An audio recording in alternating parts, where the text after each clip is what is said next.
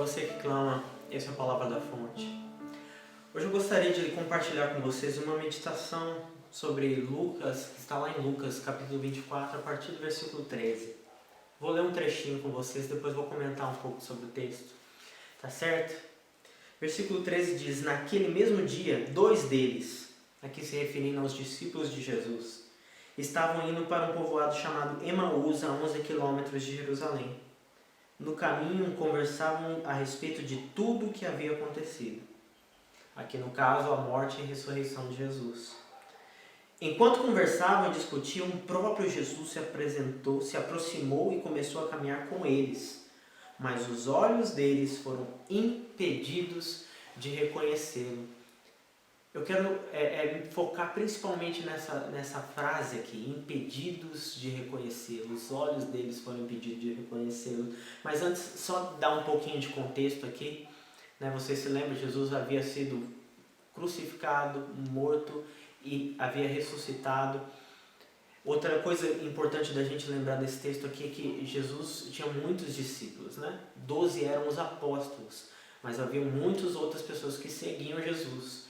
Tanto que lá na frente, quando Pedro vai escolher uma pessoa para ocupar o lugar de Judas, ele escolhe dentre essas pessoas, aqueles que estavam andando com Jesus desde o começo. Né? Então esses 2 homens aqui eram desses discípulos, né? Não era como os apóstolos.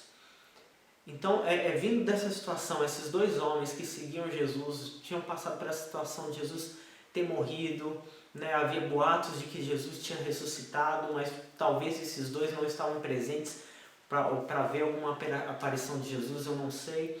E a Bíblia diz aqui que Jesus aparece no meio deles, no caminho de Emaús. Outra coisa interessante é que eles estavam saindo de Jerusalém, né? E se a gente vai ver no Evangelho, a instrução de Jesus para os discípulos era diferente. Né? Eles estavam saindo, indo para uma outra cidade. E Jesus aparece nesse caminho junto com eles. Jesus encontra esses homens no caminho. Mas a Bíblia diz que os olhos deles foram impedidos de reconhecê-los. E a gente não sabe dizer por quê. Né? Talvez um propósito específico de Deus aqui. Lembrando que isso também aconteceu com Pedro e outros discípulos, quando Pedro diz que vai pescar e Jesus aparece ali na praia e eles não reconhecem de imediato. Apenas depois que o milagre acontece eles falam, é o Senhor. Mas de imediato eles não reconhecem o Jesus, então a gente não sabe dizer exatamente por que disso. Mas o que eu quero falar sobre isso aqui é que existem situações na minha vida e na sua que a gente não consegue ver Jesus, ainda que Ele esteja lá. A Bíblia nos garante que Jesus está conosco, né? Que o Espírito dele habita em nós, né? Que nós temos acesso ao Pai em oração, né? Que nós podemos buscá-lo, que não há, o véu foi rasgado, não há nenhum impedimento, mas às vezes a gente não consegue ver. Ele está ali, mas a gente não consegue ver. E eu quero, baseado nesse texto, destacar 2 coisas que nos impedem de ver Jesus caminhando conosco nesse processo. A primeira coisa é que talvez você pode estar muito desapontado. O que a Bíblia diz que os discípulos caminham conversando sobre a morte de Jesus, sobre o que havia acontecido, e você vê muita tristeza no falar. E quantas vezes nós não estamos desapontados com nossa família, nosso emprego, nossa escola, marido, esposa, filhos, com a nossa igreja, desapontado com nós mesmos. E focar nessas coisas muitas vezes nos fazem tirar os olhos de Jesus, do trabalhar de Deus, não conseguir enxergar que Deus está trabalhando à nossa volta. Eu já comentei algumas vezes sobre a história de José, vocês se lembram disso? Quando Jacó morre, os irmãos de José falam, agora talvez José vai querer se vingar da gente. E José diz, olha não, o que vocês planejaram para o mal, Deus estava planejando para o bem. José ele não tira os olhos da promessa de Deus por causa das coisas ruins que aconteceram com eles, por causa de tanto desapontamento que ele sofreu. Os olhos dele ainda estavam na promessa, ele sabia que aquilo era um trabalhar de Deus na vida dele, ainda que sofrido. Então é isso que nós precisamos fazer, a gente não pode deixar que o desapontamento, que o sofrimento, que a tristeza tire os nossos olhos da promessa. O que Jesus tinha falado com esses discípulos, quantas coisas eles ouviram aos pés de Jesus. E agora que a tristeza estava movendo eles para longe do propósito de Deus, para longe daquilo que Deus tinha falado com eles. Outra coisa que eu vejo aqui nesse texto é que talvez você está muito ocupado. Esses discípulos aqui, como eu disse, eles estavam a caminho de uma outra cidade. Um lugar que Jesus provavelmente não mandou eles irem para esse lugar e que eles não chamaram Jesus para estar com eles nesse processo. Mas Jesus está ali, Ele está ali.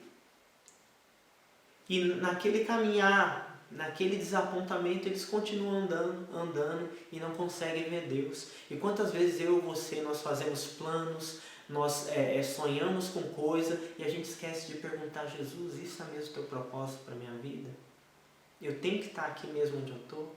Esse é o meu lugar mesmo, Jesus? E a gente esquece, a gente está muito ocupado para ver Jesus, para ver o que Ele está fazendo, onde é que Ele está. E o interessante é que o fechar desse texto, ele chega num momento onde os discípulos convidam Jesus para ficar com eles e no momento de partir o pão, os olhos deles são abertos. E eles conseguem ver que Jesus estava ali o tempo todo. E Jesus desaparece daquele lugar e eles falam: olha, quando Ele falava com a gente, nosso coração não queimava. Todos os sinais de que Jesus estava ali o tempo todo. Os sinais de que Ele estava ali. O coração queimava quando eles ouviam aquela palavra, mas eles não conseguiam ver, não conseguiam perceber. Mas Jesus estava lá.